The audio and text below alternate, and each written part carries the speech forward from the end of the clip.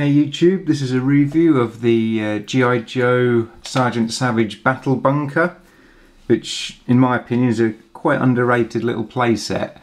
Now if you're familiar with the Outpost Defender, this is kind of like that, but a bit of a cheaper looking version. It is inferior to the Outpost Defender, but it's still, you know, pretty fun little toy in its own right. Now it comes with this Sergeant Savage figure. They're taller than your regular G.I. Joes. As you can see there, it's quite a bit bigger. They weren't very popular at the time, or now even, because they didn't fit in with regular sized G.I. Joes. They kind of had a cheaper look to them with the sculpt, as you can probably see there, and they didn't have the O-ring articulation. They've got this kind of flimsy, quite strange articulation in the groin, where the legs, they do kind of stick up like that. They don't go out to the sides very much. To get them out front, they kind of twist. It's not very good articulation around the groin, but the rest of the articulation is regular G.I. Joe articulation in the arms.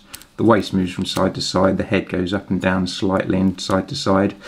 Now what I've always found strange about this guy is he has a plaster sculpted and painted on his head, where he's had a boo-boo and put a band-aid on it, and it just seems the oddest bit of detailing in a G.I. Joe figure.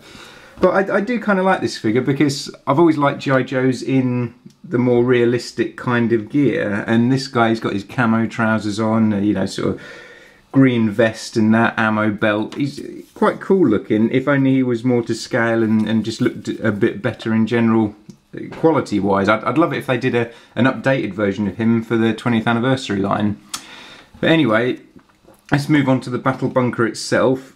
Now, as you can see, it's got sandbags moulded onto the front here, which aren't particularly detailed, and the main bulk of this is what lets it down. This whole section here looks a little bit cheap, but it's got barbed wire here, which is removable, which is really nicely sculpted and quite a nice bit of detailing. I love the camo netting on the top here on these wooden pillars. And the one aspect of this that is superior to the Outpost Defender is this gun.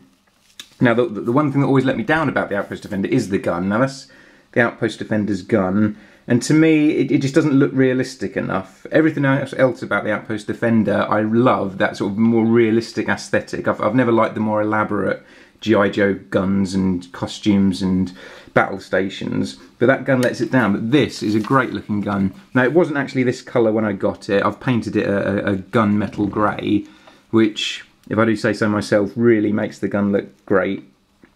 An ammo belt which is removable, and it goes through this section in the middle, and this is also removable. You can unplug this from here, so if you wanted, you could put that in the Outpost Defender or wherever you wanted, you know, behind some sandbags there, whatever you want to do with it.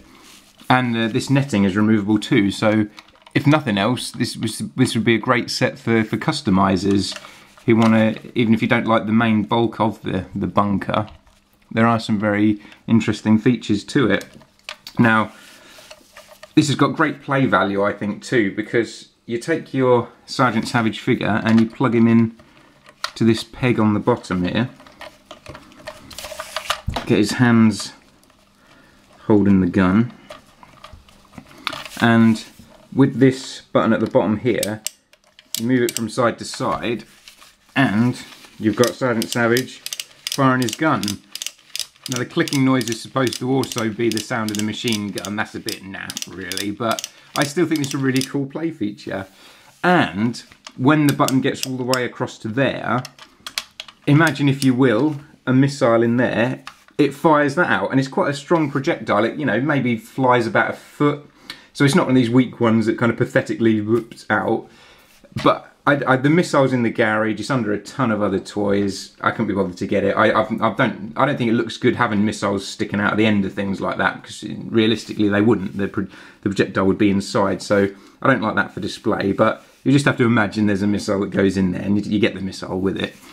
So it might not be the best sculpted toy, but it's got great play value and some great smaller features that are all removable for customization on other G.I. Joe things.